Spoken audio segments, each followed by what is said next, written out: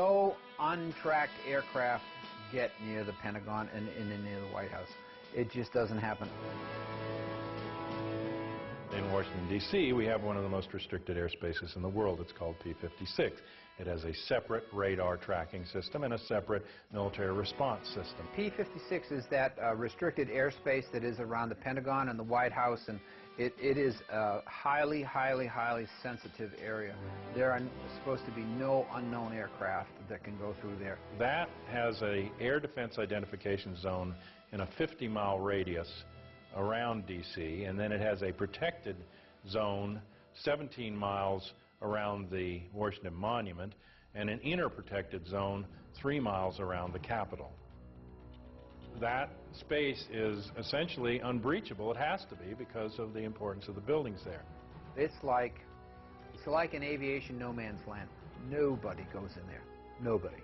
They have F-16 and F-18 jets at Andrews Air Force Base about 10 miles south of D.C. They also have the 113th National Guard Air Wing at Anacostia Naval Air Station that can send scrambler jets up in a very short period of time. Both are in place that day. Neither one responds at all until after the Pentagon is hit. In addition to that, the Pentagon has its own defenses.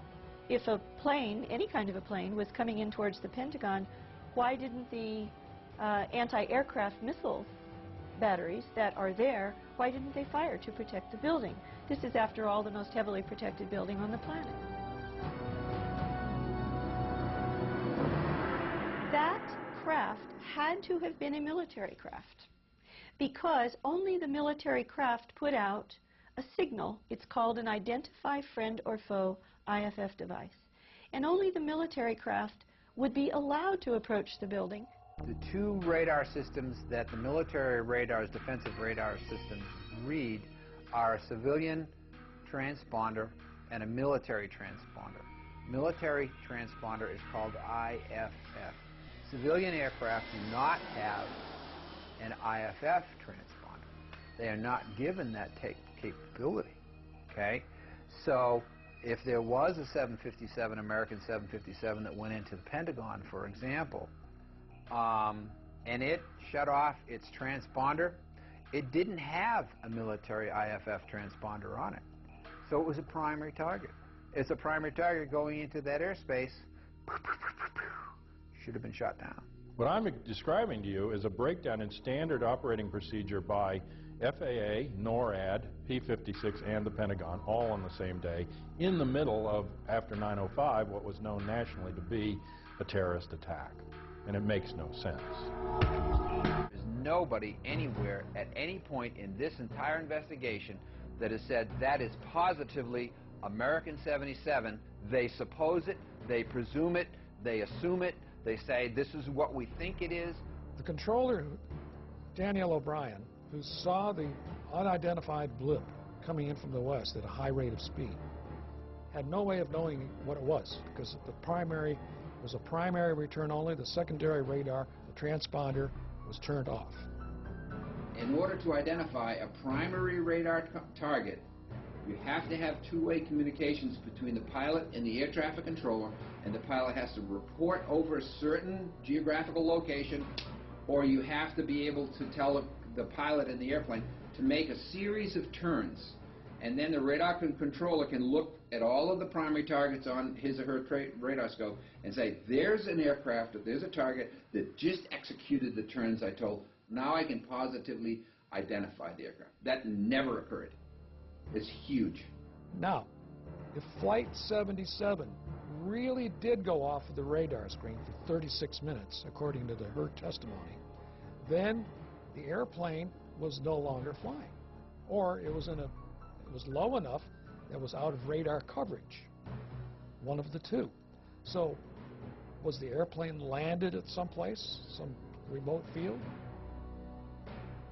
Then it does make sense that they lost the airplane for 36 minutes.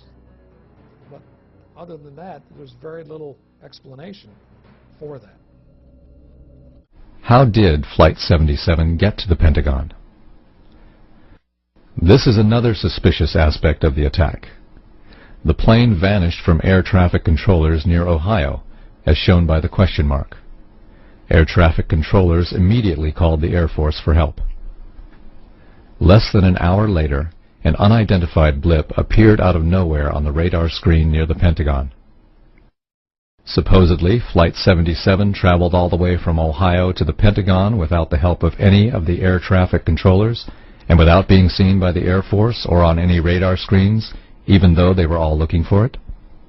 We were supposed to believe that a hijacked, slow-moving 757 could penetrate Pentagon airspace, could penetrate missile defenses, could penetrate defenses designed to stop supersonic jet fighters and bombers, and could do it 50 minutes after everyone in the country knew we were under attack. Pretty outrageous.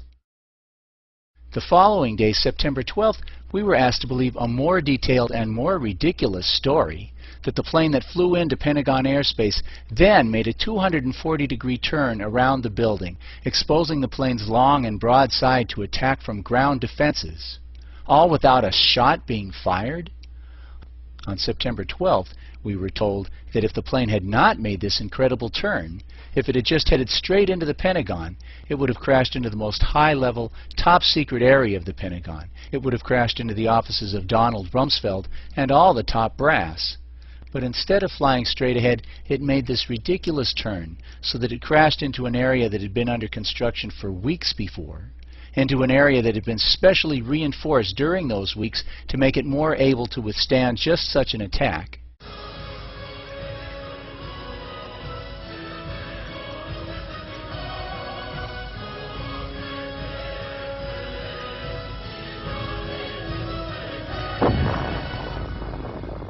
That is a really difficult maneuver, and what I will say to you is that an experienced pilot with thousands of hours probably would have to take between 10 and 20 attempts. Skilled, thousands of hour pilot, probably 10 or 20 times before they would be able to pull off that maneuver. 757 is not designed to do that. 757 is designed to be basically a cruise ship in the sky. It's not acrobatic, so you just can't do that with one of those big airplanes. The air traffic controllers at the Dulles Approach Control, when they saw this target come in and make this turn, they said, oh, that's a fighter. Because military fighters can do that. Okay? And military fighters with autopilots and being flown remotely, they have the structural capability. They are designed to be able to be that acrobatic. They have the airplane. The story has the Flight 77 was going 530 miles an hour, 460 knots. And it can't go that fast on level flight, down that low. If you're up high, the true airspeed can go up and it can go that fast, but not down low. The air is too dense. I challenge any pilot anywhere. Give him a Boeing 757, tell him to do 400 knots 20 feet above the ground for half a mile. Can't do. It's aerodynamically impossible. So the story of how the airplane hit the Pentagon just doesn't make any sense at all.